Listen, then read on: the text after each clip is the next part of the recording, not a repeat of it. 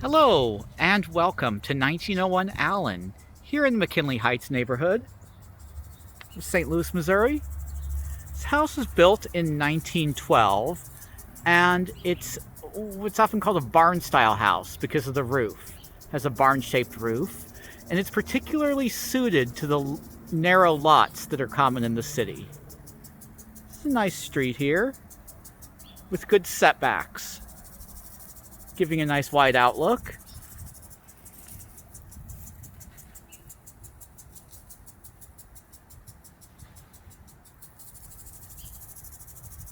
Looking up at the front of the house here, we have a bracketed front porch and a front door with side lights and transom. I'm going to just dodge the sprinkler as I get around here. Do excuse the speed of walking, trying not to get splattered. Yeah, alrighty. Now I'm going to put on my shoes, put on some shoe coverings real quick here. We've got them right here. Alrighty, now that I've got those on, I'm going to get a picture here of the front porch brickwork. It's really nice. It's a nice square porch. Light fixture looks good up there. And then we have the usual zigzag tile border with the hexagonal tiles in the middle. That's a nice pattern. So this is from 1912, and that's kind of the center point of this style. This style was made from about 1905 until usually around 1917, 1918, basically World War I.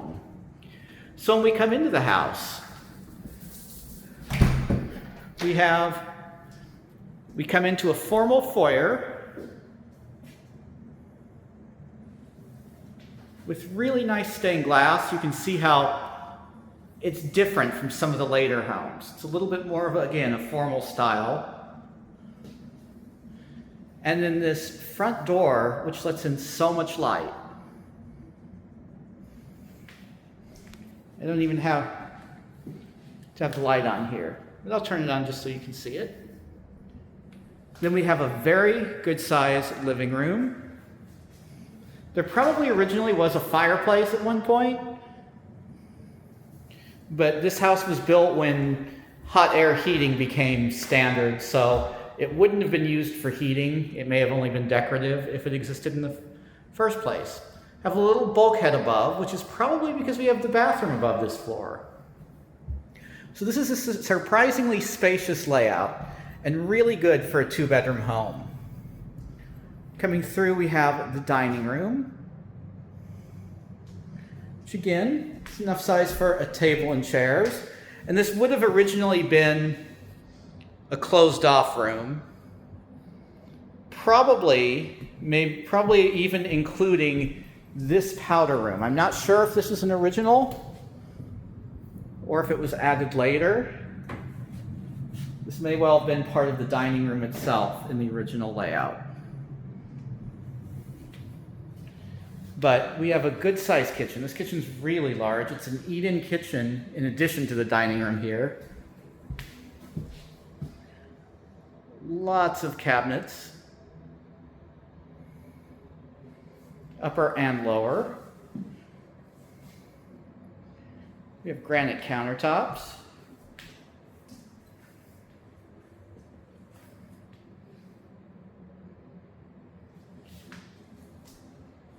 And luxury vinyl flooring throughout.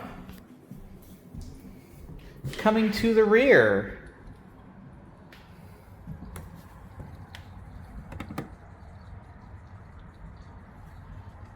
you have a nice little covered patio here.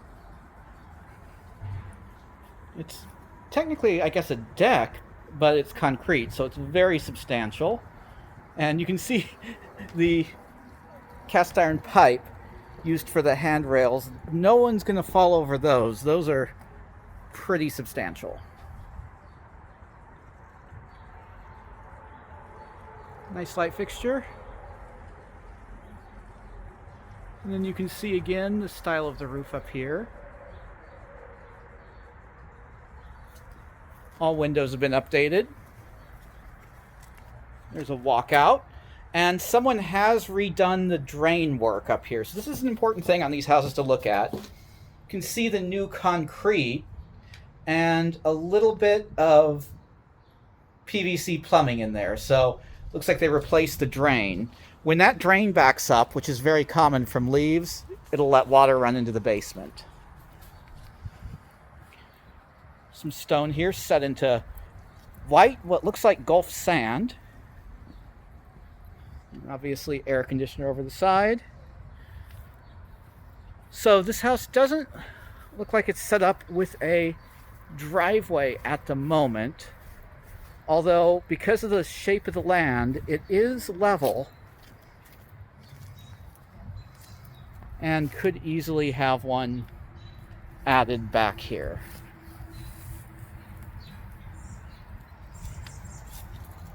You could probably parallel park one car behind there in any event. Although, again, the street parking on this street is pretty good. I was able to get parked no problem.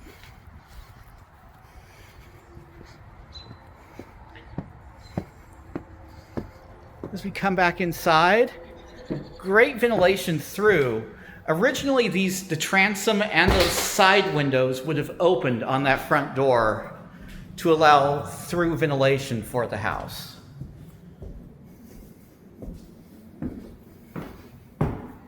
Coming up, you can see one of the benefits of this barn-shaped roof here. It's unlike a bungalow where it has a low pitch that robs a lot of headroom. This style allows for maximum headroom through the rooms. And here we have the rear of the two bedrooms.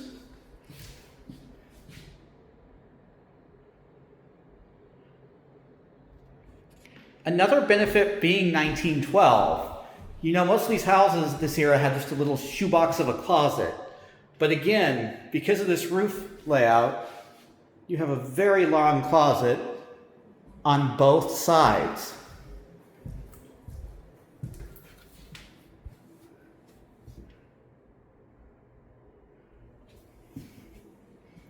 So some of these houses would have been built as a 3-bedroom, but the 2-bedroom does give bedroom sizes much more to current tastes.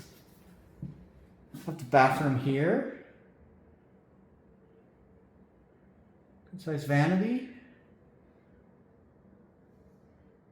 Tile looks nicely done on the bathtub.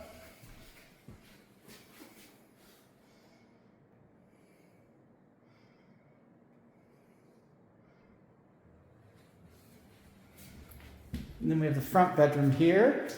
And again, this is also really quite large for 1912.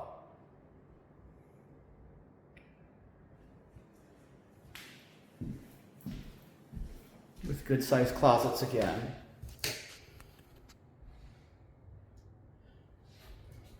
Pretty much the same layout. These look like they maintain their original framing.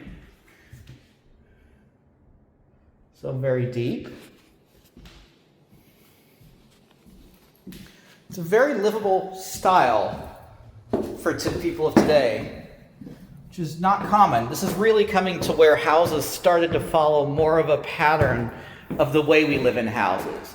Coming from the 1890s with the walk-through bedrooms and more hallway space than house space, that's definitely changed by this era, where the space is now being used for purposes that we would choose to use it for today, if that makes sense.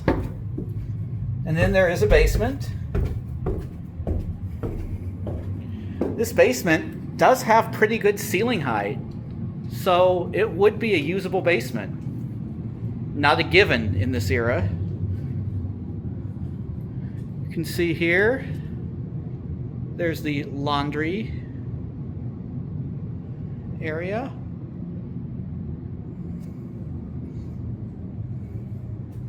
Walkout door.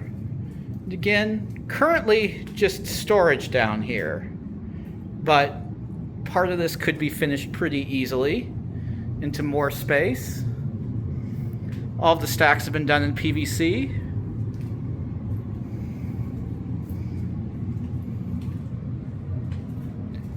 high efficiency furnace. And again, even the staircase is usable and very unladder-like. I'm going to end this tour here, back in the kitchen. I hope you've enjoyed this tour. Please remember to like and subscribe, and let us know if there's any other types of property you'd like to see. Thank you.